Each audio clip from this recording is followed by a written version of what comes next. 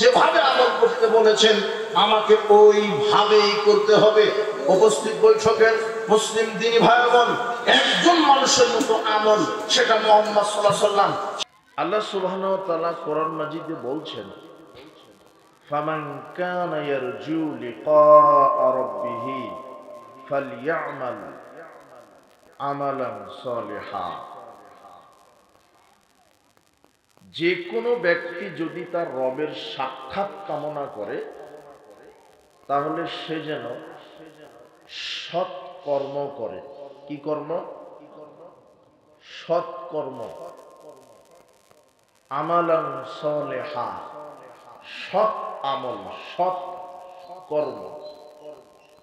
দুটা শর্ত আল্লাহ সুবহানাহু ওয়া তাআলা কোরআনের সূরা কাহাফের 110 নম্বর আয়াতের শেষ অংশে বলছেন। আরেকটি কথা বলে রাখি, আমরা যতক্ষণ কথা বলছি খুব মনোযোগী হবেন। মনে করবেন যে আপনার মাথার উপরে যদি পাখি পড়ে, পাখি যেন মনে করে যে আমি কোনো পাথরের উপরে বসে আছি। আমি কিন্তু তথাকথিত বক্তা নই যে আপনাকে বক্তব্য দিয়ে মাঠ গরম করে দিব, হাসির ভান করে হাসাবো, কান্দার ভান করে কান্দাবো, এরকম নয়। মনে করবেন যে ক্লাসে বসে আছেন, দার্স কিছু শিখতে হবে, আজকে কিছু শিখে এখান থেকে উঠতে হবে। সারা রাত ইউসুফ জুলেখার কাহিনী শুনে যদি, অত সাউন্ড লাগবে না, এতটুকু শুনতে পারলেই হবে। তোমরা থামো, হয়েছে? সুন্দর সাউন্ড সিস্টেম, সুন্দর আছে আলহামদুলিল্লাহ, যা আছে আলহামদুলিল্লাহ। সারা রাত যদি ইউসুফ জুলেখার কাহিনী শোনেন, শোনার পরে যদি সকালে বলেন মাওলানা সাহেব ইউসুফ নারী না পুরুষ, তাহলে তো কপাল খারাপ।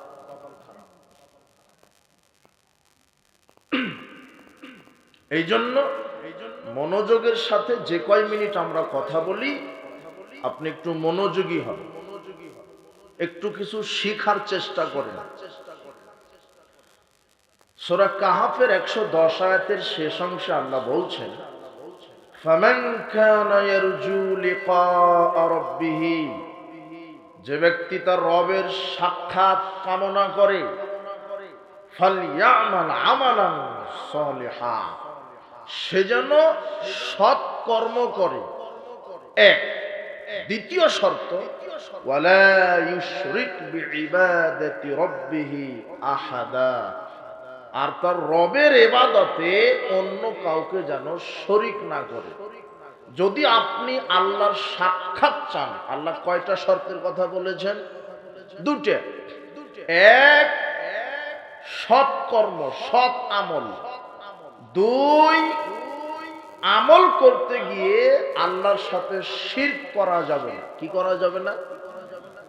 আজকের বক্তব্যে আমরা সৎ কর্ম কি আর আল্লাহর ইবাদতে শিরক কিভাবে হয়, এই দুইটা সংশোধন করে জান্নাত কামনা করার চেষ্টা করব। আল্লাহ তুমি কবুল করো, আমিন। এতটুকুন কথা। আল্লাহ সুবহানাহু ওয়া তাআলা বলছেন, পৃথিবীর মানুষ, তোমরা যদি আমার সাক্ষাৎ চাও, বিচারের মাঠে জান্নাতে যখন মুমিন নারী পুরুষ যাবে, তখন কোনো পর্দা ছাড়াই, ইয়ারফাউল হিজাব, আল্লাহ সুবহানাহু ওয়া তাআলা জান্নাতে তার সামনে থেকে যত পর্দা আছে সব সরিয়ে দিবেন। মুমিন নারী পুরুষ আল্লাহকে সরাসরি দেখতে পাবে। মুহাম্মদ সাল্লাল্লাহু আলাইহি ওয়াসাল্লাম বলছেন, কেউ যদি আল্লাহকে সরাসরি দেখতে চাও তাহলে ফজর এবং আসরের সালাত ওয়াক্ত মতো আদায় করো। ফজর এবং আসরের এই দুই ওয়াক্তের সালাত যারা একেবারে আউয়াল ওয়াক্ত আদায় করবে, তারা সরাসরি আল্লাহকে দেখতে পাবে। এটা একটা সৎ আমল। আল্লাহ বলছেন, কেউ যদি আমার সাক্ষাৎ কামনা করো তাহলে সৎ কর্ম করো। কি কর্ম? তার মানে সৎ কর্ম সৎ নয়। এই জন্য আল্লাহ নির্দিষ্ট করেছেন শুধু আমল করলে হবে না। কি আমল করা লাগবে? সৎ আমল। এই সৎ আমলটাই কি, আজকে আমরা এটা আলোচনা করব। আর আল্লাহর ইবাদতে মানুষ শরীক কিভাবে করে, এইটা আমরা তুলে ধরার চেষ্টা করব ইনশাআল্লাহ। আপনি ধৈর্যের পরিচয় দিবেন।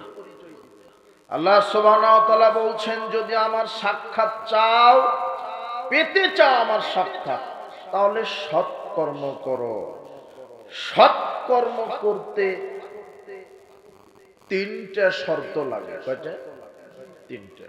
সৎকর্ম যে আপনার, এইটা যে সৎকর্ম, আপনি যেই কর্মটা করছেন এটা যে সৎ, এটা দিয়ে জান্নাত হবে, এইটা দিয়ে আল্লাহর সাক্ষাৎ পাবেন, ওই কর্মটা করতে তিনটা শর্ত লাগে। কয়টা? তিনটা। আপনারা রেডি তো বক্তব্য শোনার বোঝার জন্য? রেডি? রেডি আছেন না? রেডি। একেবারে মনোযোগ। মনে করবে পাখি যে আমি পাথরের উপরে বসেছি, যদিও এসে আপনার মাথায় বসে, তাহলে পাখি কি মনে করবে? আপনি কি জীববস্তু না, আপনি জড়বস্তু। এইভাবে থাকেন, রেডি। সৎকর্ম, আল্লাহকে সাক্ষাতের জন্য সৎকর্ম করতে আল্লাহ বলছেন।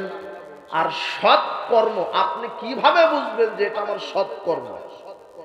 এই জন্য তিনটা শর্ত। এক, আল্লাহর পক্ষ থেকে সেই আমলটা দেওয়া হতে হবে। আপনি যে আমলটা করবেন এটা কার অনুমোদন? আল্লাহ। দুই, যে আমলটা করবেন সেটা শুধুমাত্র একজন ব্যক্তির তরিকায় হতে হবে, একজন মানুষের সুন্নাহ মতো হতে হবে, একজন মানুষের মতো হওয়া লাগবে। সেই মানুষটার নাম মুহাম্মদ সাল্লাল্লাহু আলাইহি ওয়াসাল্লাম। তিন, যে আমলটা করছেন শুধুমাত্র আল্লাহকে খুশি করার জন্য করতে হবে। কাকে খুশি করার জন্য? আল্লাহকে। আবার দেখেন, আপনি কখন বুঝবেন যে আমার এই আমলটা সৎ হলো? সব আমল সৎ নয়। অনেক আমল করে মানুষ জাহান্নামে চলে যাবে। আমল করলেই যে সেটা সৎ তা নয়।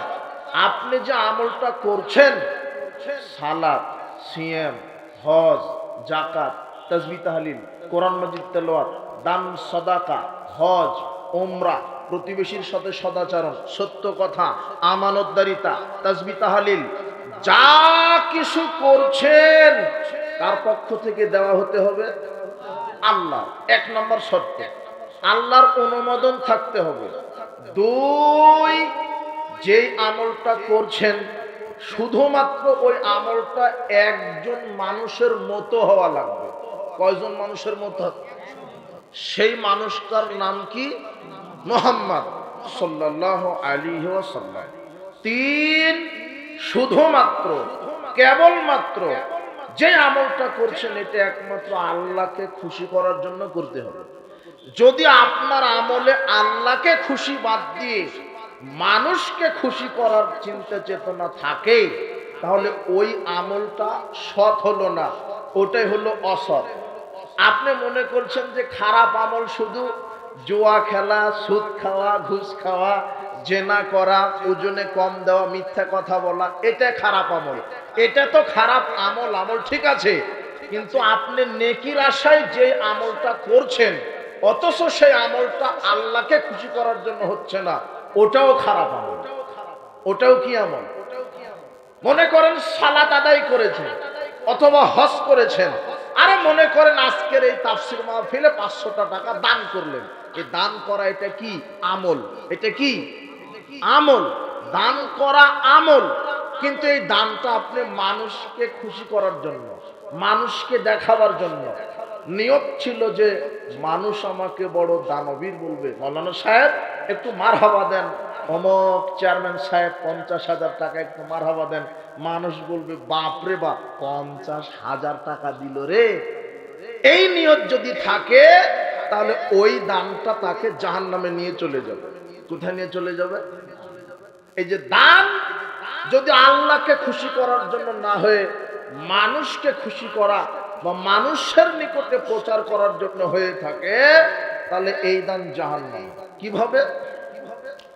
আবু হুরায়রা রাদিয়াল্লাহু আনহু বলেন, রাসূল সাল্লাল্লাহু আলাইহি ওয়াসাল্লাম বলেছেন, ইন্না আউয়ালুল জান্নাস ইয়াউমাল কিয়ামা, কিয়ামতের মাঠে প্রথম 3 শ্রেণীর মানুষকে দিয়ে জাহান্নাম উদ্বোধন হবে। কয় শ্রেণীর মানুষ? তিন শ্রেণী। রজুলুন তুশহিদা, প্রথম হলো শহীদ। কে? শহীদ। আশ্চর্য কথা, শহীদকে দিয়ে আল্লাহ জাহান্নাম উদ্বোধন করবেন, অথচ শহীদদের এত মর্যাদা, শহীদদের এত মর্যাদা।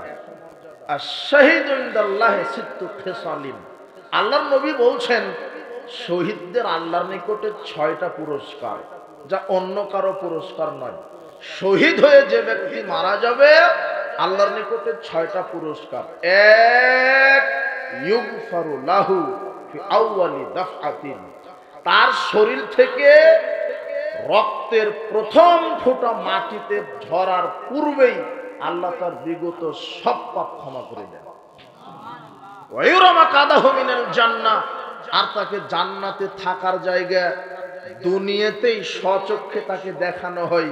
ফেরেশতা ওই জান্নাত আকাশের ওপর থেকে নিয়ে আসেন, নিয়ে এসে বলেন এই যে তোমার থাকার জায়গা, মরার সাথে সাথে আল্লাহ তোমাকে এখানে ঢুকিয়ে দিবে। এটা 1 নম্বর পুরস্কার। কার জন্য? শহীদ। 2 নম্বর পুরস্কার ইউজারু মিন আযাবিল কবর, শহীদ যে ব্যক্তি আল্লাহ তাকে তার কবরের শাস্তি থেকে বাঁচিয়ে দিবেন, তার কোনো কবরের শাস্তি হবে না। 3, ওয়ায়ামানু মিন ফাজিল আকবার, তাকে কিয়ামতের বিভীষিকাময় শাস্তি থেকে বাঁচিয়ে দিবেন। 4, ইউজাউ আলা রাসিহি তাজুল ওয়াকারিল ইয়াকুতাতি মিনহা খায়রুম মিনাদ দুনিয়া ওয়া মা ফিহা, শহীদকে আল্লাহ তার মাথায় এমন একটা মুকুট পরিয়ে দিবেন যাতে থাকবে ইয়াকুত, যাতে থাকবে মণিমুক্তা। শহীদ হয়ে যে ব্যক্তি মারা যাবে, তার মাথায় আল্লাহ এমন একটা মুকুট, মর্যাদার মুকুট পরিয়ে দিবেন যাতে থাকবে ইয়াকুত, যাতে থাকবে মণিমুক্তা। সারা পৃথিবীর সব বিক্রি করলেও মুকুটের সমান মর্যাদা দাম হবে না। এই দামি মর্যাদা, এই দামি মুকুট কাকে পরিয়ে দিবেন? শহীদ। 5, ইউজাউযু সিনতাইন সাবঈনা যাওজাতাম মিনাল হুরিল আইন, শহীদকে আল্লাহ জান্নাতে 72 জন সুন্দরী নারীর সাথে বিবাহ দিয়ে দিবেন। এটা শুধু শহীদদের জন্য খাস। সাধারণ জান্নাতি যারা, এদের জন্য বিশেষ 2টা থাকবে। কয়টা? আর যারা শহীদ আল্লাহর দ্বীনকে প্রতিষ্ঠার জন্য রক্ত দিয়ে শহীদ হয়ে গেছে, এদের জন্য 72টা। কতটা? ইউশাফাউ ফি 70 মিন আকরাবাইহি। 6 নম্বর পুরস্কার হচ্ছে শহীদকে আল্লাহ এমন পাওয়ার দিবে বিচারের মাঠে, আল্লাহ বলবেন এই শহীদ, তোমার যারা আত্মীয় স্বজন কাবিরা গুনাহ করে জাহান্নামে চলে গেছে, এমন 70 জন জাহান্নামীকে তুমি সুপারিশ করে জান্নাতে নিয়ে চলে যাও। যেই শহীদ 70 জন জাহান্নামীকে টেনে জান্নাতে নিয়ে যাওয়ার ক্ষমতা রাখে, এই শহীদকে দিয়ে আল্লাহ আবার জাহান্নাম উদ্বোধন করবে। তাহলে এই শহীদের অপরাধ কি?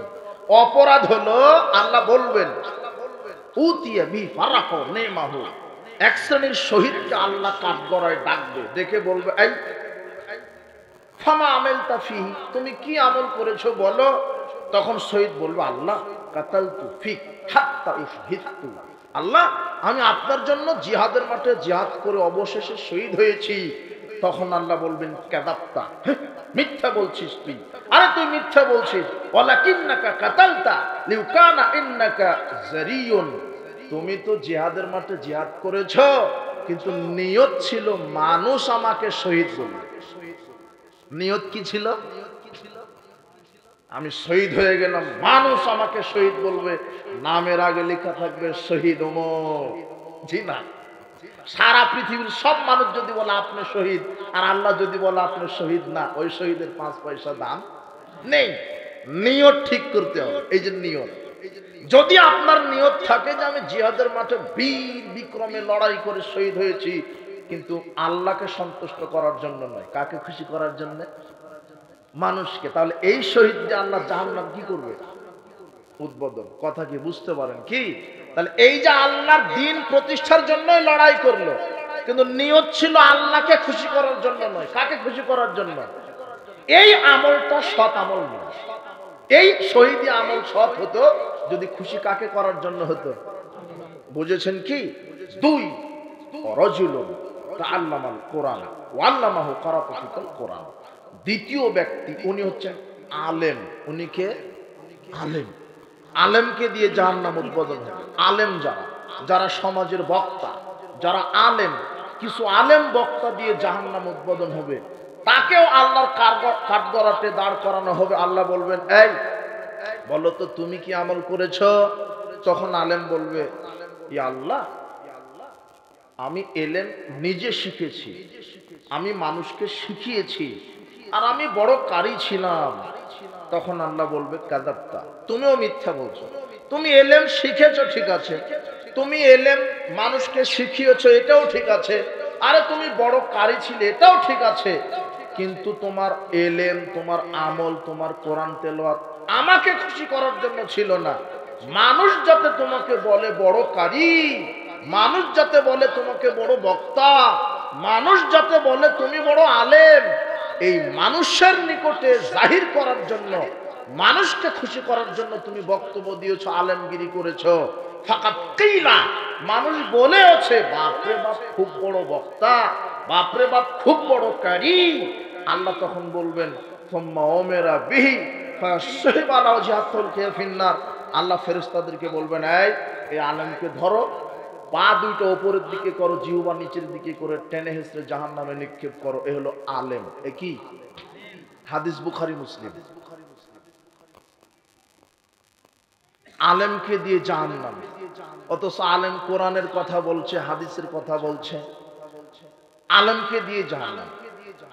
রাইতু রিজালান উসরিয়া, রাইতু উসরিয়া বিরিজালান। রাসূল সাল্লাল্লাহু আলাইহি ওয়াসাল্লাম বলছেন, আমাকে মেরাজের রাত্রে নিয়ে যাওয়া হলো। মেরাজের রাত্রে আমাকে জিবরাইল নিয়ে যাচ্ছে, যেতে যেতে একটা দৃশ্য দেখলাম, কি? তুকরাজু শিফাহুহুম বিমাকারিজা মিনান নার। দেখলাম যে এক শ্রেণীর মানুষের জিহ্বা আগুনের কেচি দ্বারা কেটে দেওয়া হচ্ছে। আমি অবাক হয়ে বললাম, মান হাওলা ইয়া জিবরিল, জিবরাইল, এই ব্যক্তিদের কি অপরাধ যে আগুনের কেচি দ্বারা জিহ্বা কেটে দেওয়া হচ্ছে? তখন জিবরিল বলছেন, আল্লাহর নবী, হাওলায়ে খুদবাউ মিন উম্মতি, এরা হচ্ছে আপনার উম্মতের যারা বক্তা, বক্তব্য দিয়ে বেড়াতো। কাদের জিহ্বা কেটে দেওয়া হচ্ছে আগুনের কেচি দ্বারা? বক্তা। বক্তা, এক শ্রেণীর বক্তার জিহ্বা আগুনের কেচি দিয়ে কেটে দেওয়া হবে। অপরাধ কি? আল্লাযীনা ইয়ামুরুনা আন-নাসা বিল বিররি ওয়া ইয়ানসাউনা আনফুসাহুম। বক্তা নিজে কোরআন হাদিস থেকে ভালো কথাই বলতো, কিন্তু নিজে ভালো মানতো না। বক্তা পর্দার ওয়াজ করতো, নিজের বেটি বউ বেটি পর্দা করতো না। বক্তা মদের বিরুদ্ধে, মাদকতার বিরুদ্ধে বক্তব্য দিত, কিন্তু বক্তা নিজেই জর্দা খেত। বক্তা নিজেই কি খেত? জর্দা খেত। জর্দা হারাম, জর্দা মদ, জর্দা হারাম। আরে জর্দা মদ, বিড়ি সিগারেট, জর্দা গুল, ইয়াবা, ফেন্সি, যেগুলি মদ, এগুলোর ভিতরে মাদকতা রয়েছে। আল্লাহ নবী বলছেন, মাসকারা কাসিরু ফাকালিলু হারাম। যেই জিনিস বেশি খেলে বিবেকের ক্ষতি হয়, যেই জিনিস বেশি খেলে মানুষ মাতাল হয়ে যায়, যেই জিনিস বেশি খেলে মানুষের হিতাহিত জ্ঞান থাকে না, তার একটা দানা খাওয়া হারাম। এই যুবক, তোমার মসজিদের মাওলানা হুজুর সাহেব জর্দা খায় পানের সাথে 2 গ্রাম 1 গ্রাম, ওই হুজুরকে 200 গ্রাম জর্দা খাইয়ে দেখো, তোমার হুজুর আর সূরা ফাতিহা তেলাওয়াত করতে পারবে না। আল্লাহর নবী এই কথাই বলছেন, যেটা বেশি খেলে বিবেকের ক্ষতি হয় তার অল্পটাও হারাম। এই জন্য জর্দা, বিড়ি, সিগারেট, জর্দাগুল হারাম। এর ভিতরে মাদক রয়েছে, এর ভিতরে নেশা রয়েছে। আপনি অল্প খান তাই নেশা হয় না, বেশি খেলে কি হবে? নেশা হবে। শুনেন, কোরআন হাদিসে কোনো মদের নাম বলা হয়নি। কোরআনে নাই যে জর্দা হারাম, সিগারেট হারাম, ইয়াবা হারাম। কোরআনে শুধু আল্লাহ বলেছেন, ইন্নামাল খামরু, আমি মদ হারাম করে দিলাম। এখন মুহাম্মদ সাল্লাল্লাহু আলাইহি ওয়াসাল্লাম বলছেন, মদ কি? মাসকারা কাসিরুহু ফাকালিলুহু হারাম। যেটা বেশি খেলে মানুষ মাতলামি করে, তার একটা দানা খাওয়াটাও হারাম। এটাই হলো সঙ্গে। এখন জর্দা বেশি খেলে যদি বিবেকের ক্ষতি হয়, তাহলে জর্দার একটা দানা খাওয়া কি? হারাম। এই বুঝ আপনাকে যদি আল্লাহ না দেন, তো আমরা কি করতে পারি?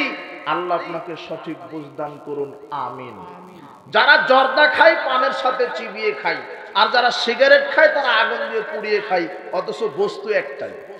বস্তু কয়টা? একটাই। বস্তু একটাই। ওই তামাক পাতা থেকে জর্দা, তামাক পাতা থেকে বিড়ি সিগারেটের মশলা। আর তামাক যেখানে চাষ হয়, তামাক পাতা গরুয়ে খায় না, ছাগলে খায় না, বান্দরে খায় না, কুকুরে খায় না, শুয়োরে খায় না, শুধু খায় এ দেশের হুজুরেরা। আর বলে মাকরু। আর কি বলছে? মাকরু। অথচ জর্দা, বিড়ি, সিগারেট এই গুণ মানুষ ছাড়া পৃথিবীর দ্বিতীয় কোনো প্রাণী খায় না। নাহলে আজকেই পরীক্ষা করো যুবক, তোমার পকেটে যদি সিগারেট থাকে, অথবা ওই যে দোকানে সিগারেট, এক প্যাকেট সিগারেট নিয়ে একটা সিগারেট কুকুরের সামনে ফেলে দাও, কুকুর পেশাব করে দিতে রাজি আছে, তবু মুখে দিতে রাজি নয়। যেটা কুকুরে খায় না সেটা তুমি খাও, তোমার বাপ খায়, তোমার মাস্টার খায়। আর সমাজে যার যত ডিগ্রি বড়, তার গাঁজার পাওয়ারও তত বড়। ভ্যান চালক সর্বোচ্চ আকিস কোম্পানির বিড়ি খায়, আর তোমার হাই স্কুল কলেজের হেডমাস্টার, ওরা হচ্ছে বেতন বেশি, তাই ওরা ব্যঞ্জন ছুঁইজও বেশি হবে। এটা হারাম খুরেরা, এরা হলো বিড়ি, সিগারেট, জর্দাগুলো হারাম। এ থেকে বিরত থাকো। আজকে তওবা করো, আজকে তওবা করার মরা পর্যন্ত মাদক মুখে দিবে না। আল্লাহ তোমাকে হেদায়েত দান করুন। মরা পর্যন্ত মাদক মুখে দিবে না। সারা সমাজ ব্যবস্থাটা জাহিলিয়াতের সয়লাব। সারা সমাজে মাদকতা এমন ভাবে বেড়ে গেছে, আরে বউ খায়, স্বামী খায়, ছেলে খায়, মেয়ে খায়, বাপ খায়, শিক্ষক শিক্ষয়িত্রী সবাই খায়। এটা হলো গাঁজা, এটাই হলো মদ, বিড়ি, সিগারেট, জর্দাগুলো ইয়াবা হারাম, এগুলি হারাম। আর যারা বিড়ি, সিগারেট, জর্দাগুলো খায়, এরা হলো এত অশিক্ষিত মূর্খ। কে বলেছে মূর্খ? কে বলেছে এরা শিক্ষিত? আল্লাহ নবী বলছেন, ইন্না মিন আশরাতিস সাআত, কিয়ামতের আলামত আইরুফাল ইলম, বিদ্যাকে উঠিয়ে নেওয়া হবে। ইয়াকসুরাল জাহাল, মূর্খতা বেশি হয়ে যাবে। ইয়াকসুরাজ জিনা, জিনা ব্যভিচার বেশি হবে, জিনা ব্যভিচার বেড়ে যাবে। যুবক, তুমি যেই নারীর সাথে প্রেম ভালোবাসা করছো, ওটা ইসলাম 1400 বছর পূর্বেই জেনা বলেছে। কোনো একজন নারী, কোনো একজন পুরুষ বিবাহের পূর্বে মোবাইলে গল্প করতে পারে না, বিবাহের পূর্বে একসাথে বসে রেস্টুরেন্টে চা খেতে পারে না, কোনো গার্ডেনে যেতে পারে না। বিবাহের পূর্বে যদি একটা নারী, একটা পুরুষ, দুইজন একসাথে থাকে, আল্লাহর নবী বলছেন সেখানে তৃতীয় জন শয়তান। এই যুবক শোনো, তোমার বোন চলে গেছে শিক্ষা সফরে মালাকুল মউতের সাথে। বলছে যে আব্বু টেনশন করেন না, জাফলং এ যদি শিক্ষা সফরে, সাথে কে? বলছে আব্বু বয়ফ্রেন্ড। কে আছে ওর সাথে? বয়ফ্রেন্ড। তখন তোমার বাপ তোমার বোনকে বিবাহ দেওয়ার পরের দিন আমাকে ফোন দিয়ে বলছেন যে মৌলানা সাহেব একটা জিজ্ঞাসা। কি? তো আমার মেয়েকে বিবাহ দিয়েছি 1 সপ্তাহ হয়নি, তো পেটে যে 4 মাসের বাচ্চা। তখন আমি বললাম যে মেয়েকে কয় ভার আপনি শিক্ষা সফরে পাঠিয়েছেন? তো বলছে যে বেহিছেন, বেহিছেন। শিক্ষা সফরে পাঠিয়েছে জাফলংয়ে। আর 31st নাইট পালন করে, পহেলা বৈশাখ পালন করে, পহেলা ফাল্গুন পালন করে। যারা 31st নাইট পালন করে, যারা পহেলা বৈশাখ, পহেলা ফাল্গুন পালন করে, এরা তথাকথিত কেউ অশিক্ষিত নয়, সবাই শিক্ষিত। কেউ স্কুল কলেজের ছাত্র, কেউ প্রভাষক, কেউ প্রিন্সিপাল। তুমি দেখবে রমনার বটমূলে পহেলা বৈশাখের দিনে, ঢাকা রমনার বটমূলে তোমার যত হায়ার এডুকেটেড পার্সন, উচ্চ শিক্ষিত মানুষ, এরা দেখবে ইলিশ মাছ পান্তা ভাত খাচ্ছে, আর মুখোশ পড়ে আছে বান্দরের, কুকুর, সিগালের। এরা আল্লাহকে বলছে, আল্লাহ নতুন একটা বছর যেন আমরা কুকুর হয়ে বেঁচে থাকতে পারি। তোমার বোন চলে গেছে শিক্ষা সফরে পয়লা বৈশাখ, আর 31st নাইট ষষ্ঠী নষ্ঠী দিবস পালন করছে। ওই জায়গাতে বীজ ঢুকে গিয়ে বিবাহের আগেই বাচ্চা চলে এসেছে।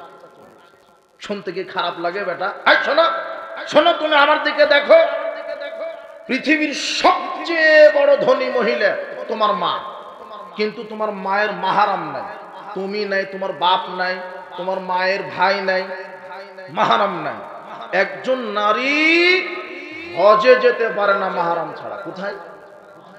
হজ ফরজ নয়, কে ছাড়া? মাহারাম মানে তার নিজের ভাই হতে হবে, তার ছেলে হতে হবে, তার শ্বশুর হতে হবে। কোন মাহারাম পুরুষ ছাড়া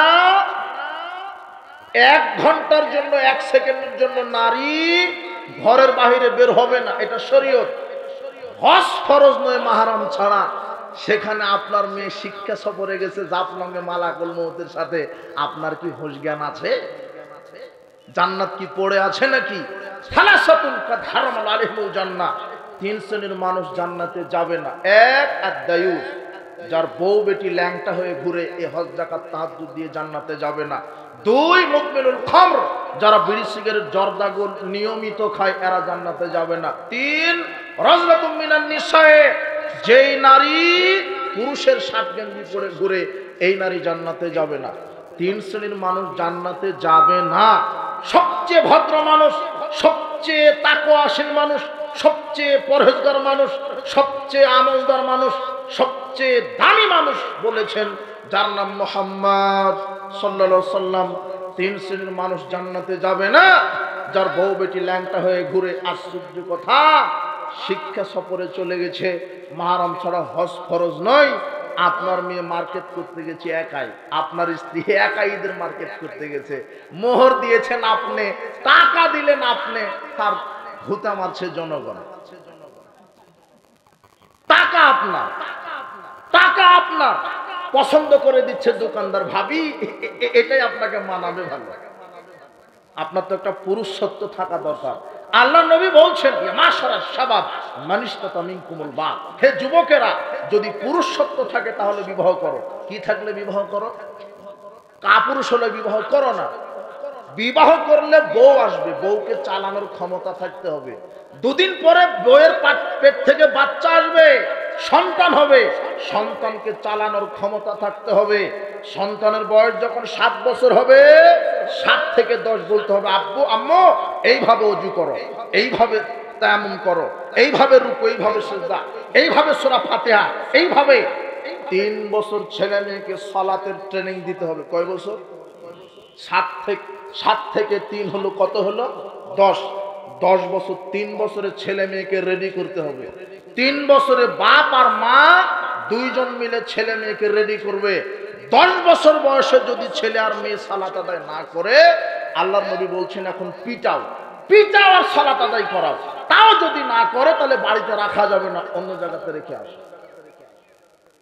আর আপনার ছেলে মাস্টার ডিগ্রি পাস, অজুই জানে না এখন, অজুই। আপনার ছেলে, আপনি আবার গর্ব করে বলছেন যে মৌলানা সাহেব আমার 5 বছরের মেয়েটা কম্পিউটারের সব ফাংশন জানে, আমার 6 বছরের ছেলেটা মোবাইলের সব ফাংশন জানে, শুধু জানে না সূরা ফাতিহা। ও সব শিখেছে, আপনার ছেলে মেয়েকে সব শিখিয়েছেন, কিন্তু কি শিখাননি? সূরা ফাতিহা। জানা যায় দোয়াই জানে না, অথচ মাস্টার ডিগ্রি পাস, সব জানে। বিশেষ ক্যাডার, আইনজীবী, সচিব, কত ডিগ্রিধারী লোক আছে সমাজে, আকাশ তত্ত্ব জমিন তত্ত্ব জানে। বাংলাদেশে এমন আইনজীবী আছে, বাংলাদেশের সংবিধানে কি আছে তা তো জানে, জানে। আমেরিকা ব্রিটেনের সংবিধানে কোন লাইনে কি আছে তাও জানে। এরা সবই জানে, কিন্তু এরা জানে না সালাত আদায় করতে, জানে না কোরআন, জানে না হাদিস। এর জন্য দায়ী কে? তার শিক্ষা ব্যবস্থা, তার অভিভাবক, তার পিতামাতা। আশ্চর্য কথা, ছেলে মেয়েকে কি শিক্ষা দিলেন? বাপ গর্ব করে বলছে যে, বাপ গর্ব করে বলছে যে আমার ছেলেটা ইঞ্জিনিয়ার। জি না, তা বলে ইঞ্জিনিয়ার সচিব হতে আমি নিষেধ করিনি। আপনি দোয়া বলেন, আল্লাহুম্মা হাওয়ালাইনা ওয়ালা আলাইনা, আল্লাহুম্মা হাওয়ালাইনা ওয়ালা আলাইনা, আল্লাহুম্মা হাওয়ালাইনা ওয়ালা আলাইনা। আল্লাহ তুমি আমাদের থেকে পার্শ্ববর্তী এলাকায় বৃষ্টি দাও, আমাদের উপরে দিও না, তুমি রহম করো। ধৈর্যের পরিচয় দেন, ধৈর্যের পরিচয় দেন। একটু ভিজেন না বৃষ্টিতে, দেখেন আল্লাহ বৃষ্টি বন্ধ করে দিবে ইনশাআল্লাহ। দোয়া বলা হয়েছে তো, একটু ধৈর্য ধরেন, একটু ভিজেন না, বলেন আল্লাহুম্মা হাওয়ালাইনা ওয়ালা আলাইনা, আল্লাহুম্মা হাওয়ালাইনা ওয়ালা আলাইনা। আল্লাহ তুমি রহম করো। বৃষ্টিটা যদি দেয় তবু এটা আল্লাহর রহমত। বলছিলাম যে আপনারা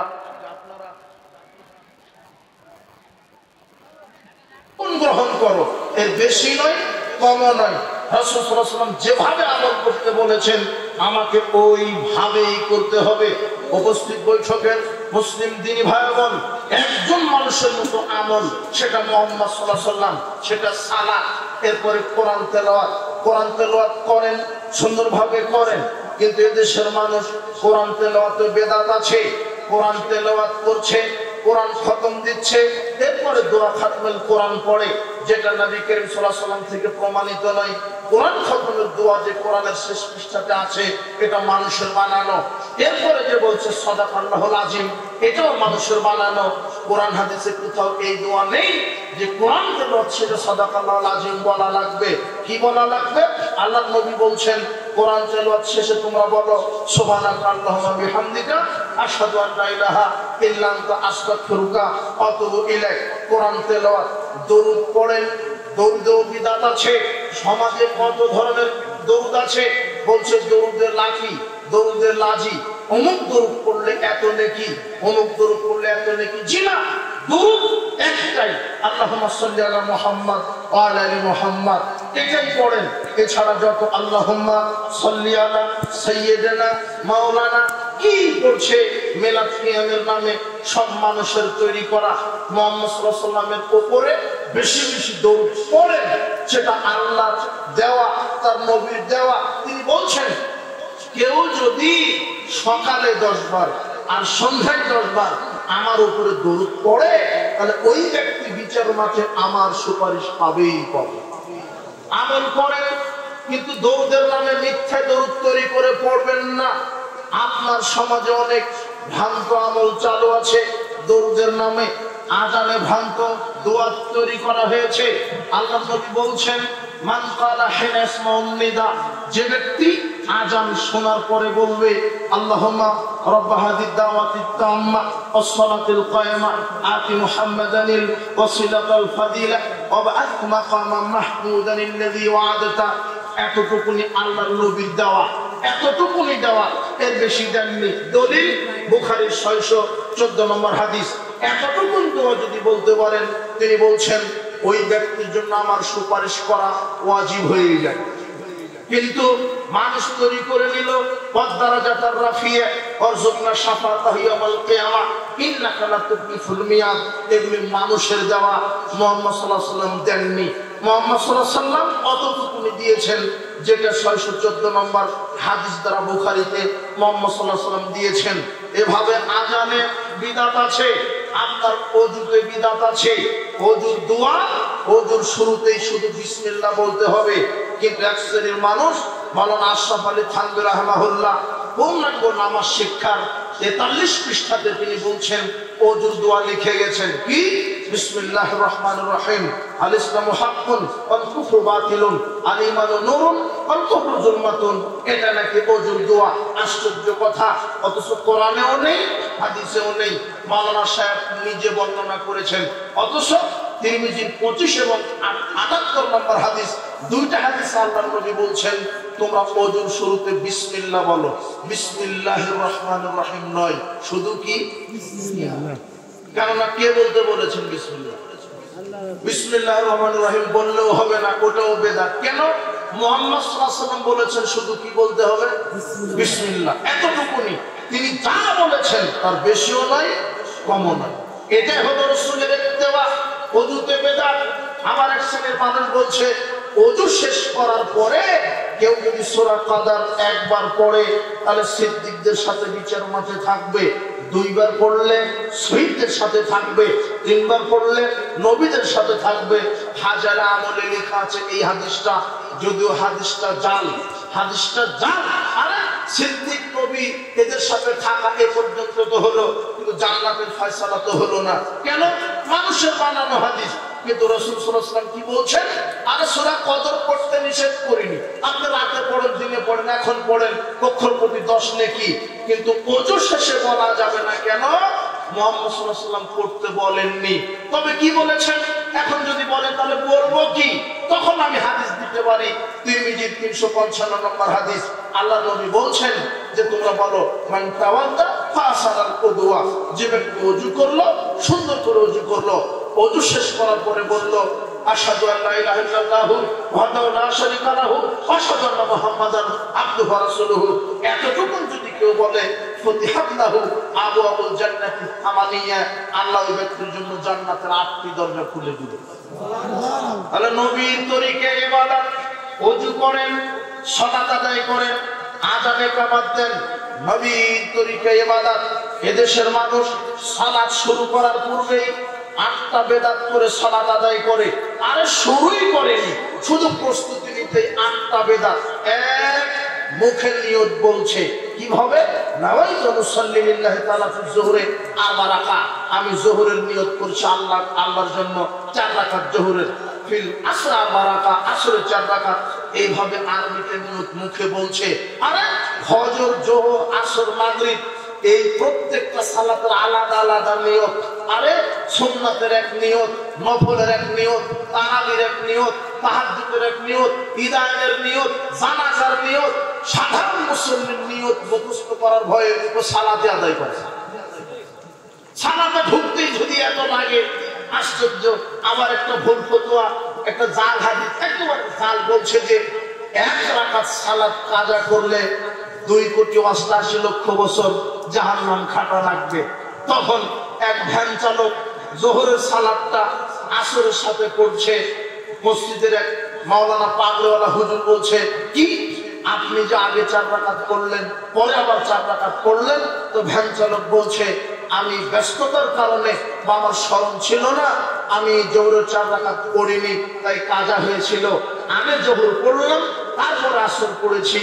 তখন পাগড়িওয়ালা হুজুর বলছে, সর্বনাশ, আপনি তো যোহরের সালাত কাজা করেছেন, আপনাকে তো 2,88,00,000 বছর জাহান্নাম খাটা লাগবে। তখন ভ্যান চালক বলছে, তাহলে তো সালাত আদায় না করাই ভালো ছিল। কি ফতোয়া! অথচ মুহাম্মদ সাল্লাল্লাহু আলাইহি ওয়াসাল্লাম 4 ওয়াক্তের সালাত কাজা একসাথে পড়েছেন। যোহর, আসর, মাগরিব, এশা 4 ওয়াক্তের সালাত একসাথে পড়েছেন। মাগরিবের পরে খন্দকের যুদ্ধে খন্দক খনন করার কাজে ব্যস্ত থাকার কারণে। তাহলে মুহাম্মদ সাল্লাল্লাহু আলাইহি ওয়াসাল্লাম কত কোটি বছর জাহান্নাম, কথা বুঝেননি মনে হয়? ও ভয় তো সালাতই ছেড়ে দিবে, ও নিয়ত মুখস্থ করার ভয়ে সালাতই আদায় করবে না। সালাতকে কঠিন করে দেওয়া হয়েছে। মুখের নিয়ত বলা বিদআত। কোরআন হাদিসে একটা জাল হাদিসও আসেনি যে রাসূল সাল্লাল্লাহু আলাইহি ওয়াসাল্লাম বলেছেন তোমরা মুখের নিয়ত বলো। জি না, ইন্নামাল আমালু বিন্নিয়াত। নিয়ত করা লাগে, অন্তরের করা লাগে। নিয়ত বলা এক জিনিস, নিয়ত করা এক জিনিস। নিয়ত অন্তরে করা লাগে, হয়ে যায়। আপনি ওযু করার সময়তে নিয়ত হয়ে গেছে, আমি এখন ফজরের সালাতের জন্য ওযু করছি, এটাই নিয়ত। আল্লাহর সামনে দাঁড়িয়ে আরবিতে বলা লাগবে না। কেন বলা লাগবে না? কে বলতে বলেন? মুহাম্মদ সাল্লাল্লাহু আলাইহি ওয়াসাল্লাম বলতে বলেন। সালাত শুরুতে 8টি বিদআত, তার এক হচ্ছে নিয়ত বলে। ইমাম সাহেব আলাদা নিয়ত বলে 2, 3। ওই যে 22 হাতে পাগড়ি পেছে হুজুর, ও বলছে যে পাগড়ি পরে সালাত আদায় করলে 70 গুণ বেশি নাকি, অথচ হাদিস জাল। পাগড়ি টুপি কোনো ফজিলত নেই। পাগড়ি পরে সালাত আদায় করলে যত নেকি, পাগড়ি বিহীন সালাত আদায় করলেও তত নেকি। তবে পাগড়ি টুপি ইসলামী পোশাক, সৌন্দর্য। সাহাবীগণ খালি মাথাতে সালাত আদায় করেননি, আপনিও করবেন না। অন্তত টুপি নাহলে পাগড়ি পরেন, কিন্তু পাগড়ি পরে সালাত আদায় করলে 70 গুণ নেকি। এই হাদিস জাল, এই কথা ঠিক নয়। এরপরে কি বলছে? জায়নামাজের দোয়া তৈরি করেছে, ইন্নী ওয়াজ্জাহাতু ওয়াজহিয়া লিল্লাযী ফাতারাস সামাওয়াতি ওয়াল আরদা হানিফা। জি না, এটা কোরআন মাজিদের আয়াত। আপনি জায়নামাজের দোয়াতে নিয়ে আসলেন, মানে জায়নামাজের দোয়া বলে কোনো দোয়াই পৃথিবীতে না। বুঝেননি মনে হয় কথা? হুজুর নিয়ে এসেছে, হুজুর বলছে যে এই আয়াত পড়তে হবে। জি না, অথচ রাসূল সাল্লাল্লাহু আলাইহি ওয়াসাল্লাম ইন্নী ওয়াজ্জাহাতু এই আয়াতটা পড়েছেন তাকবীরে তাহরিমা দেওয়ার পরে সানা হিসেবে। এটা সানা হিসেবে পড়তে পারে, কিন্তু আপনি নিয়ে আসছেন জায়নামাজের দোয়া। জি না, জায়নামাজের দোয়া বলে কোনো দোয়া পৃথিবীতে নাই। এরপরে কি? আশহাদু আন্না মুহাম্মাদুর রাসূলুল্লাহ। এক শ্রেণীর মানুষ এটা শোনার সাথে সাথে 2 বৃদ্ধাঙ্গুলি চুমা দিয়ে চোখ মাসা করছে, যা বেদাত। এরপরে 6 নম্বর বেদাত কি? আশহাদু আন্না মুহাম্মাদুর রাসূলুল্লাহ। এটা বলার সাথে সাথে বলছে সাল্লাল্লাহু আলাইহি ওয়াসাল্লাম। জি না, আশহাদু আন্না মুহাম্মাদুর রাসূলুল্লাহ এর জবাবে আপনাকে আশহাদু আন্না মুহাম্মাদুর রাসূলুল্লাহ এটাই বলতে হবে। কেন? আল্লাহর নবী বলছেন ফাকুলু মিসলামা ইয়াকুলু মুয়াজ্জিন। মুয়াজ্জিন যা বলে অনুরূপ বলো, মুয়াজ্জিন যা বলে অনুরূপ বলো। 7 নম্বর বিদআত কি? কদ কামাতিস সালাহ এর জবাবে বলছে আকামাল্লাহু আদামাহা। জি না, কদ কামাতিস সালার জবাবে কদ কামাতিস সালাই বলতে হবে। 8 নম্বর বিদআত কি? আরে মুয়াজ্জিন সাহেব একামত দেওয়ার পূর্বে বলছে আপনারা সবাই রেডি হন, উঠেন, কাতার সোজা করেন। এটা মুয়াজ্জিন বলার দায়িত্ব নয়, মুয়াজ্জিনের দায়িত্ব শুধু একামত দিবে। কি দিবে? একামত শেষ, লোকজন দাঁড়িয়ে যাবে, এরপরে ইমাম সাহেব মুসল্লিদের মুখে বলবে আকিমু সুফুফাকুম, কাতার সোজা করো। ইমাম মানে নেতা, লিডার, একেবারে নেতার মধ্যে এখন কথা বলবে, এই মুসল্লিরা আকিমু সুফুফাকুম, কাতার সোজা করে দাঁড়াও, হাযু বাইনাল মানাকে, কাঁধে কাঁধ মিলিয়ে দাঁড়াও, ওয়াসুদ্দুল খালাল, পরস্পরের দুই পায়ের মাঝের জায়গা বন্ধ করে দাঁড়াও। এদেশের হাজারো মসজিদে আপনি দেখবেন মসজিদ টাইলস দিয়ে নির্মাণ, এসি ডিসি দিয়ে নির্মাণ আছে, কিন্তু আফসোস সেখানে রাসূলের তরিকায় সালাত প্রতিষ্ঠা নেই। রাসূলের তরিকায় সালাত নেই, সবই বেদাত দিয়েই তাদের সালাত। 4 আঙ্গুল আঘাত ফাঁকা রেখে সালাতে দাঁড়িয়েছে। এই হুজুরদের বিচার মাঠে জবাব দিতে হবে। হুজুর কত বড় হুজুর, কত বড় আখাল্লা পাগড়িওয়ালা হুজুর। হুজুর বলছে যে ফাঁকা রেখেই দাঁড়াতে হবে। যদি পায়ের সাথে পা মিলিয়ে দাঁড়ানো হয় তাহলে তো অপমান করা হলো। কোথায় মুচি আর মন্ত্রী একসাথে সালাতে দাঁড়াবে? মন্ত্রীর পায়ের সাথে যদি মুচি পা লাগে তাহলে মন্ত্রীকে তো অপমান করা হলো। কোথায় ছেলের পা বাপের পায়ের সাথে লাগবে? একটা ছাত্রর পা শিক্ষকের পায়ের সাথে লাগবে, তাহলে তো অপমান হলো। আপনার হুজুর মনে করেছে এটা মনে হয় সংসদ ভবন। জি না, এটা হলো সালাতের খাতা। এখানে মুচি মেথর কোনো মুচি মন্ত্রী কোনো আল্লাহর কাছে পরিচয় নাই। মুচি এবং মন্ত্রী দুজনেই আল্লাহর চাকর। এখন এখানে বিশেষ কোনো পরিচয় নেই, সবাই আল্লাহর চাকর। বাপ বেটা শিক্ষক ছাত্র মুচি মন্ত্রী সবাই কার গোলাম? আল্লাহ। রাসূলের বিধানে দাঁড়াতে হবে। রাসূলের বিধান কি? আল্লাহ নবী বলছেন আকিমু সুফুফাকুম, এই কাতার সোজা করে দাও, হাযু বাইনাল মানাকিব, কাঁধে কাঁধ মিলিয়ে দাঁড়াও, ওয়াসুদ্দুল খালাল, পায়ের সাথে পা মিলিয়ে দাঁড়াও। এটা রাসূলের কঠিন আদেশ, কিন্তু হুজুর যুক্তি দিয়ে, খোঁড়া অন্ধ যুক্তি দিয়ে রাসূলের সুন্নাহকে ধ্বংস করেছে। বলছে অপমান করা হবে, মর্যাদার হানি করা হবে। জি না, অথচ আল্লাহর নবী বলছেন পায়ের সাথে পা মিলিয়ে দাঁড়ালে আল্লাহ তার মর্যাদা বাড়িয়ে দেন। আনালাহু বাইতান ফিল জান্নাহ, জান্নাতে ঘর নির্মাণ করে দেন। শুধু মর্যাদা না, পায়ের সাথে পা মিলিয়ে দাঁড়ালে জান্নাতে কি ঘর। অথচ প্রত্যেকটা মসজিদ আপনি তদন্ত করেন, প্রায় মসজিদ ফাঁকা রেখে দাঁড়িয়েছে। আবু দাউদের 667 নম্বর হাদিসে বলছেন ওয়ালা তাজারু ফুরুজাতিন লিশ-শাইতান, শয়তানের জন্য ফাঁকা রেখো না। ইন্নিলা শাইতান ইয়াদখুলু মিন খালালিস সাফ কান্নাল ফাদা। শোনো, যখন কোনো ফাঁকা রেখে কাতারে দাঁড়াও, ওই ফাঁকা জায়গাতে শয়তান ছাগলের বাচ্চার আকারে বসে থাকে। ফাঁকা জায়গাতে কে বসে থাকে? এই মুকাল্লিদদেরকে বুঝাবে কে? মাযহাবের দোহাই দিয়ে যে সালাত নতুন পদ্ধতিতে আদায় করছে। জি না, পায়ের সাথে পা মিলিয়ে দাঁড়িয়ে সালাত আদায় করতে হবে। এটাই রাসূল সাল্লাল্লাহু আলাইহি ওয়াসাল্লামের সুন্নাহ। আপনি মসজিদে ঢুকেন, জুমার দিনে ঢুকেছেন, আপনার মসজিদের হুজুর, এই এত বড় হুজুর, এত বড় খতিব, এর এত বড় ডিগ্রি, ও যখন খুতবা দিচ্ছে মাওলানা সাহেব লাল বাতি জ্বালিয়ে রেখেছে, আপনাকে সুন্নাহ পড়তে দিবেন। কি বাতি জ্বালিয়ে রেখেছে? আমি এখন খুতবা দিচ্ছি, এখন সুন্নাহ চলবে না। অথচ পৃথিবীর ইতিহাসে সবচেয়ে দামি মানুষ যার নাম কি? মুহাম্মদ সাল্লাল্লাহু আলাইহি ওয়াসাল্লাম। তোমার হুজুরকে হাদিসটা পড়তে বলো। 931 নম্বর হাদিস বুখারী। একজন ব্যক্তি জুমার দিনে প্রবেশ করেছে, নবী সাল্লাল্লাহু আলাইহি ওয়াসাল্লাম ইয়াখতুব, ওই সময়তে খুতবা দিচ্ছেন কে? মুহাম্মদ সাল্লাল্লাহু আলাইহি ওয়াসাল্লাম। লোকটা বসে পড়েছে। আল্লাহ নবী বলছেন এই আসলাইতা, তুমি সালাত আদায় করেছো? না। আল্লাহ নবী না, কোন দাঁড়াও, সাল্লি রাকাতাইন, 2 রাকাত সালাত আদায় করে তারপরে বসো।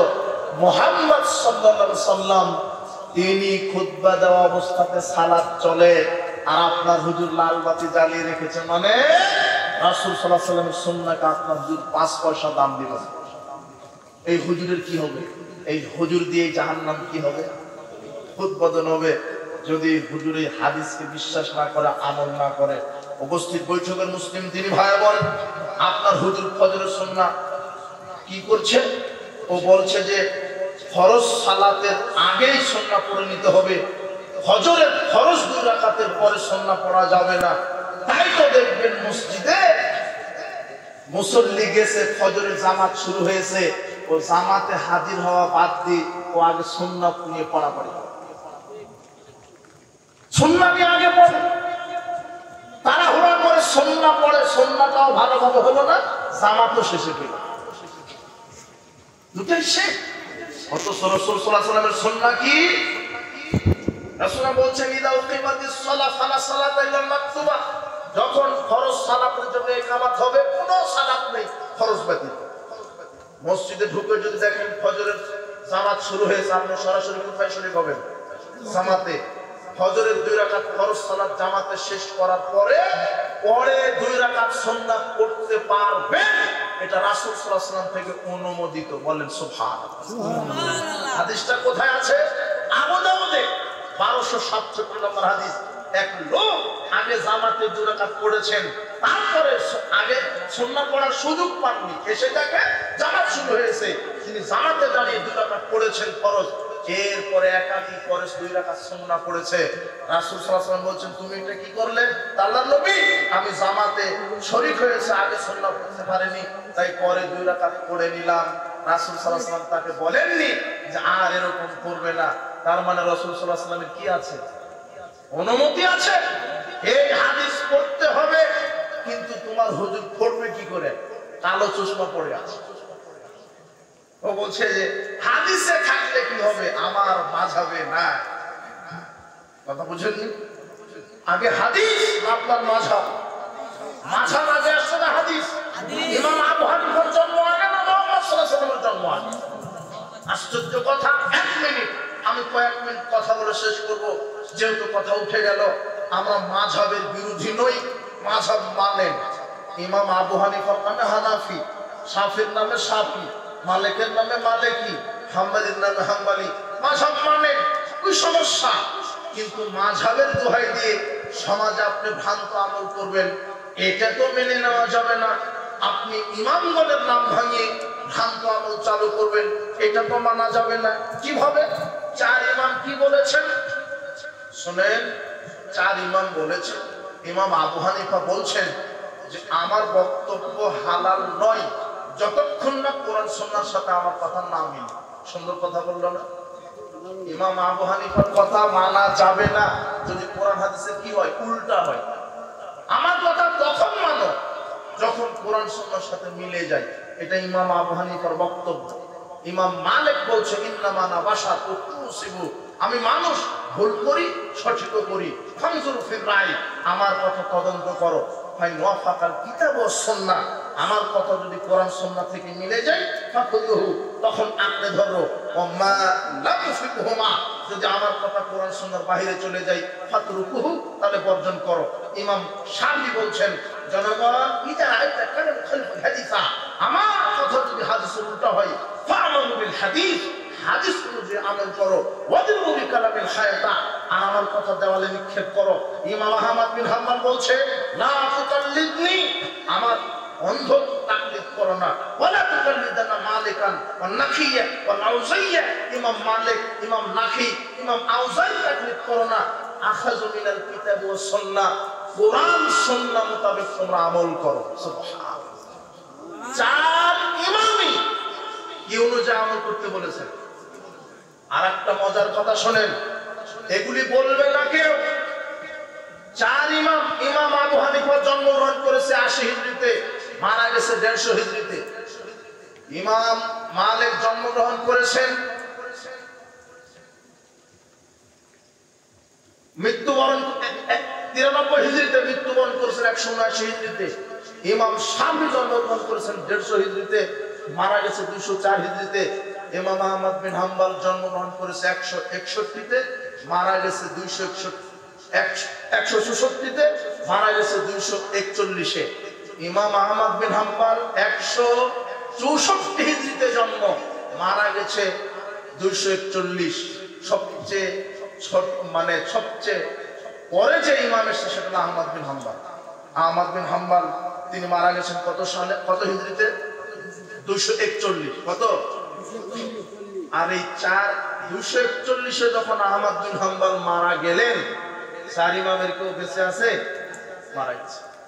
কিন্তু এই 4 ইমামের নামে মাযহাব তৈরি হলো কখন, এটা জানা লাগবে না আপনার? ইমাম হাফিজ ইবনুল কাইয়্যিম রাহিমাহুল্লাহ বলছেন এই 4 ইমামের নামে মাযহাব তৈরি হয়েছে 400 হিজরি। কত হিজরিতে? 241 থেকে 400 হচ্ছে কত যোগ করা লাগবে? 159 বছর। কত বছর? তার মানে 4 ইমামগণ মরে যাওয়ার কত বছর পরে তাদের নামে মাযহাব তৈরি হয়েছে? আর কবর থেকে উঠে এসে মাযহাব তৈরি করেছে ওদের নামে, তাই না? আচ্ছা, ইমাম আবু হানিফা যদি বিচার মাঠে বলে যে আমি তো আমার নামে মাযহাব তৈরি করে যাইনি, মানতেও বলিনি, মাযহাব পথ থাকবে? স্পষ্ট ইতিহাস। তারা মারা গেছে কখন, তাদের নামে মাযহাব তৈরি হলো কখন? আরেকটা তথ্য আপনাকে দিই। আবু বকর রাদিয়াল্লাহু আনহু, ওমর, ওসমান, আলী রাদিয়াল্লাহু তাআলা আনহু 4 খলিফা, এদের জন্ম আগে না 4 ইমামের জন্ম আগে? কি সন্দেহ আছে নাকি? আবু বকর, ওমর, ওসমান এরা রাসূলের সাহাবী না ইমাম আবু হানিফা, ইমাম মালিক, শাফি এনারা রাসূলের সাহাবী?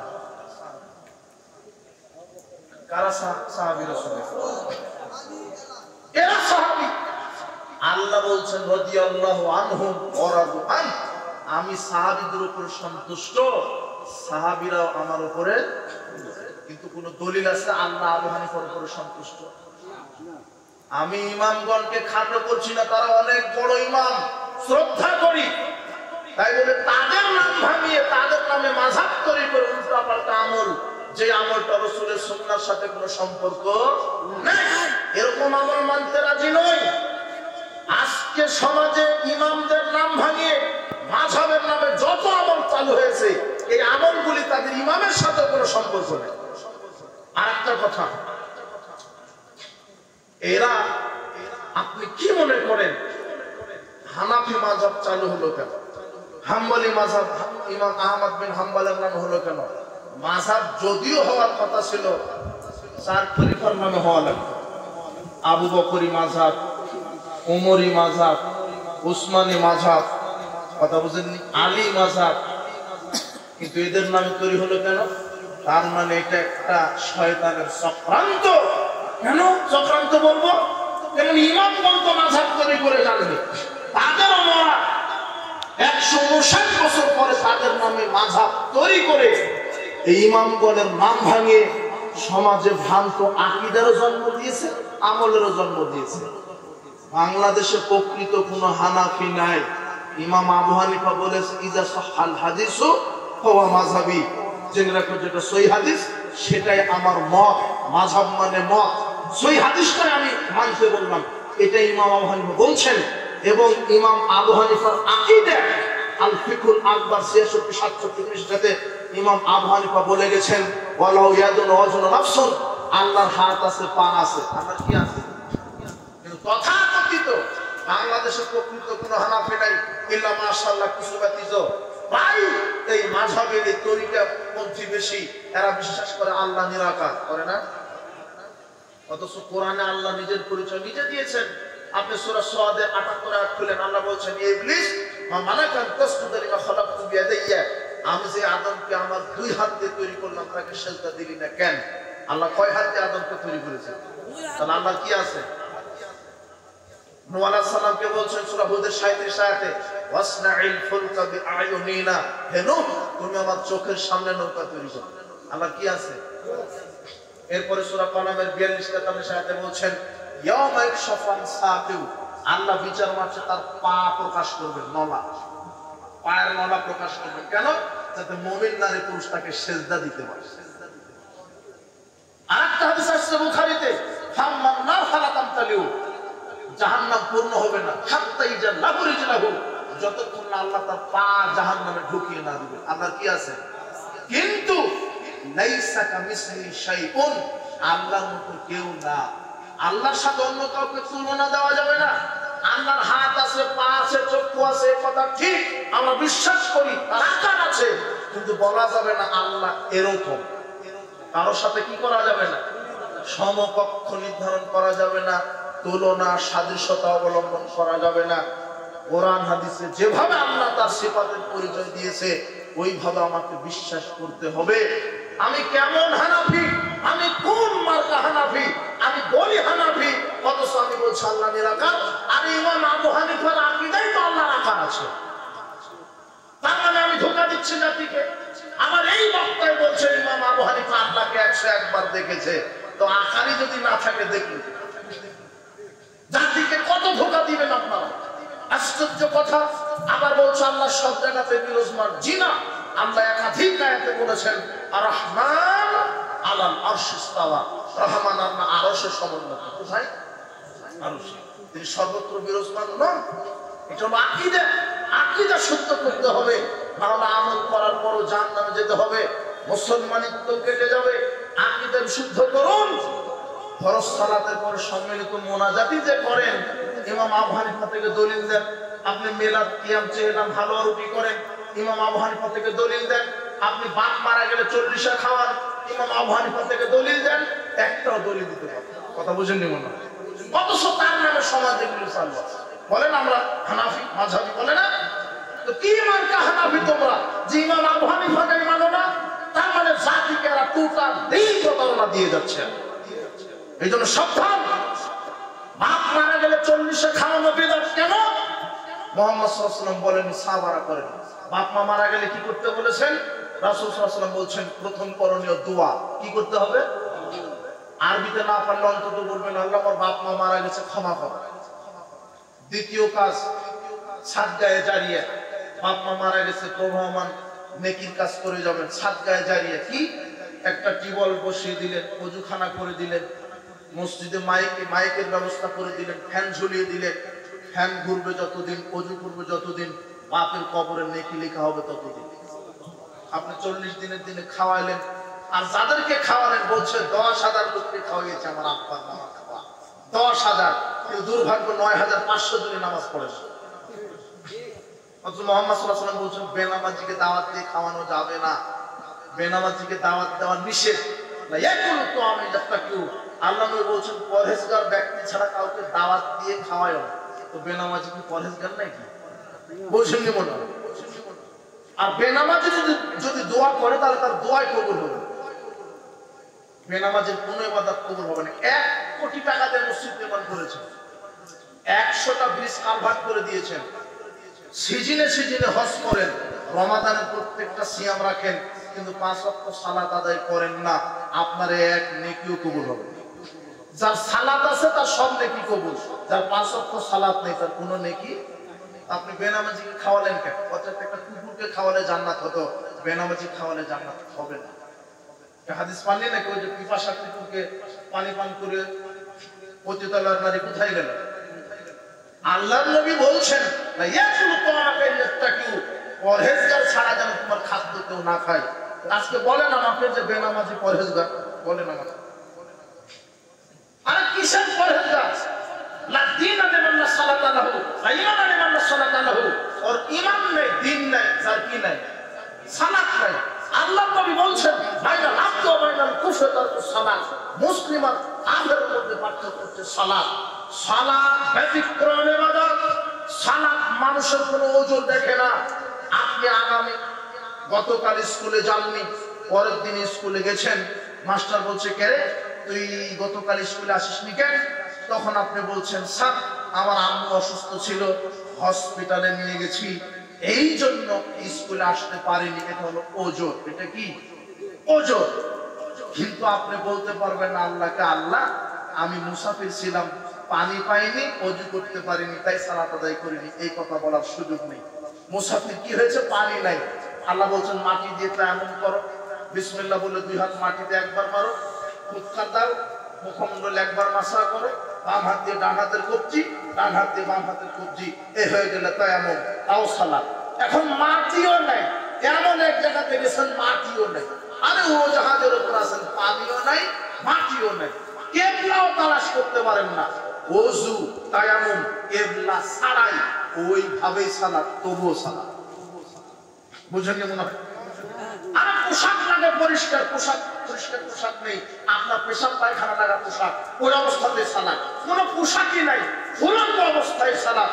শোনেন, বৃদ্ধ বৃদ্ধা, রোগ আছে, বৃদ্ধ বৃদ্ধা, অতি বৃদ্ধ বৃদ্ধা, পেশাব পায়খানা আটকাতে পারে না। এই যুবক, তোমার দাদি আছে বাড়িতে, 90 বছর বয়স, যখনই রুকুতে যায় ঝরঝর করে পেশাব বের হয়ে যায়, যখনই সেজদায় যায় চাপ লেগে পায়খানা বের হয়ে যায়, অতি বৃদ্ধ বৃদ্ধা।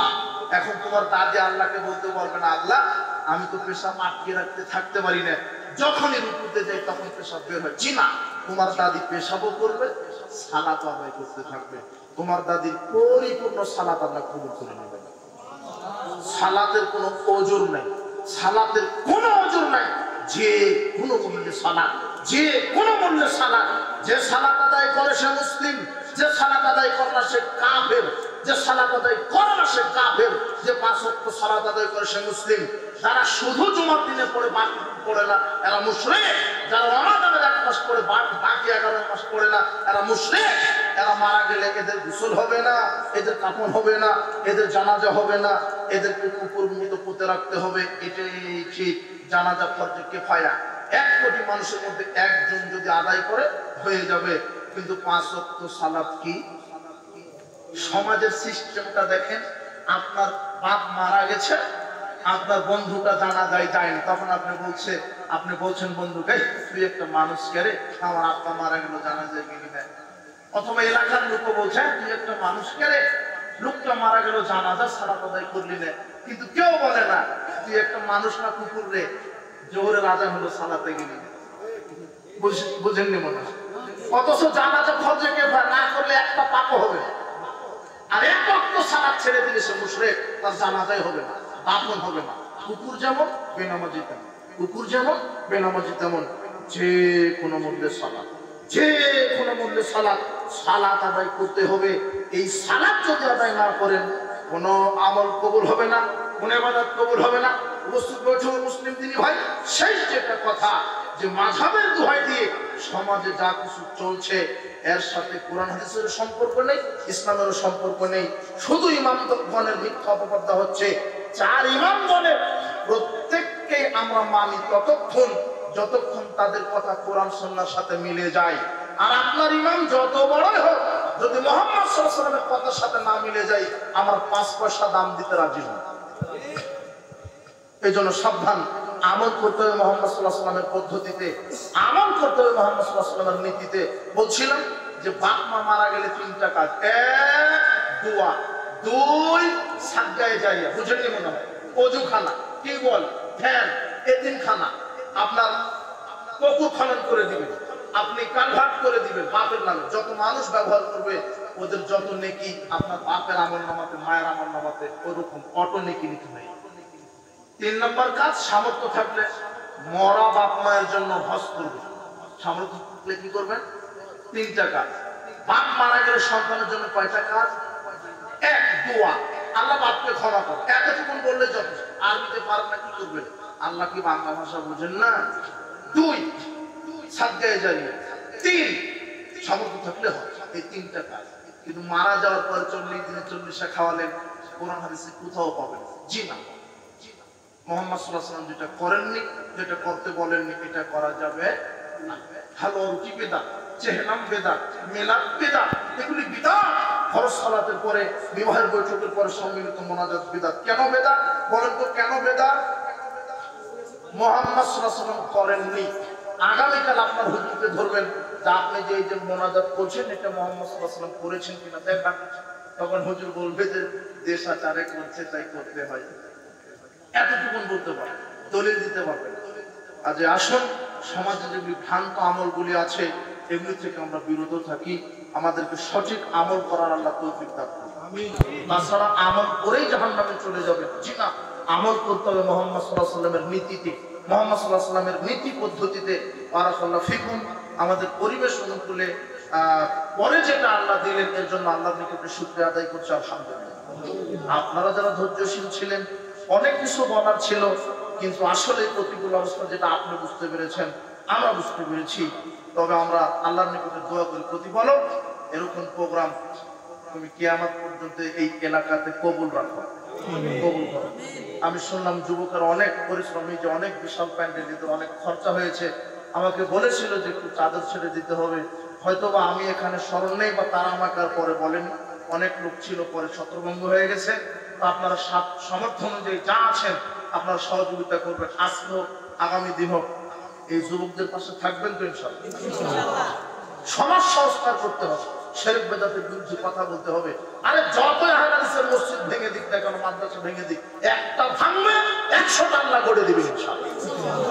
আহলে হাদিসের দাওয়াত আল্লাহ এই ইবলিসের জানা বন্ধ করে দিতে পারবে। আজকে জোরে আমিন বলার কারণে মসজিদ থেকে বাইরে করে দিচ্ছে, পায়ের সাথে পা মিলানোর কারণে মসজিদ থেকে, ওর মনে হচ্ছে যে মসজিদটা বাপের। আশ্চর্য কথা। এই যুবক, তোমাকে আরেকটা কথা বলি, এই বেদাতি হুজুর এত বড় ইসলামের শত্রু। শোনো, জোরে আমিন বলে, রাফাল আদান করে, আওয়াল ওয়াক্তে আজান দেয়, এজন্যই তো মসজিদ ভাঙে, নাকি অন্য কোনো অপরাধ? এটাই অপরাধ না? এরা 12 তাকবীরের সালাত আদায় করে, এগুলি অপরাধ। এই অপরাধে যদি এরা বাংলাদেশে মসজিদ ভেঙে দিতে পারে, এরা সুযোগ পেলে তো কাবা ঘরও ভেঙে দিবে।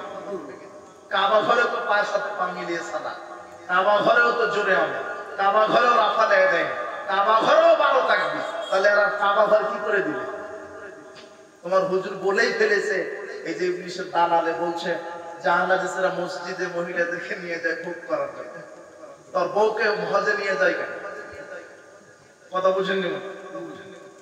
মসজিদে গেলে ফিতনা, কিন্তু বাজারে লুচ্চামি করলে ফিতনা না। বাজার ফিতনা না, মসজিদ ফিতনা। মুহাম্মদ সাল্লাল্লাহু আলাইহি ওয়াসাল্লাম বলছেন, বুখারীর 873 নম্বর হাদিস, ইযা ইস্তাযানা আহাদুকুম ইমরাতুন, যখন তোমাদের স্ত্রী মসজিদে যাওয়ার অনুমতি চাই, ফালাইম না, বাধা দিও না।